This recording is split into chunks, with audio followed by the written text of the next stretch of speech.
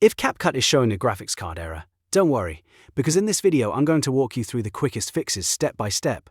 This is a common issue, and it usually happens because of outdated graphics drivers, a hardware acceleration setting, or missing Windows components. By the end of this tutorial, you'll know exactly how to get CapCut running again without guessing or wasting time.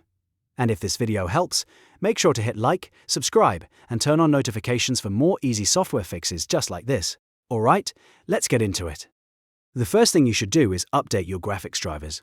This is one of the most important fixes because CapCut depends heavily on your GPU for smooth performance and rendering.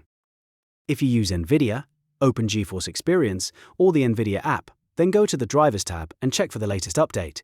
If an update is available, download and install it. If you use AMD, open AMD Software Adrenaline Edition, go to the Update section, and install the newest version available. Once the driver update is complete, restart your computer so the changes can fully apply. After that, open CapCut again and see if the error is gone. If the graphics card error still appears, the next thing to try is hardware acceleration inside CapCut. Sometimes this feature can cause issues depending on your system, but in many cases it can also help fix performance-related errors when configured correctly. Open CapCut, go to Settings, then click Performance. Look for the option that says Speed up hardware encoding. If it is enabled and causing the problem, disable it. If your version of CapCut requires you to check it in order to turn on hardware acceleration, follow the settings shown in your app and then click Save.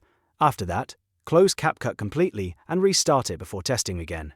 Now, if you are still getting the error, the issue may be related to missing Windows components. CapCut can rely on certain system files and runtime packages to work properly, so this step is very important. First, make sure DirectX 12 is installed on your computer. Then download and install the latest Microsoft Visual C++ redistributable package for 2015 to 2022.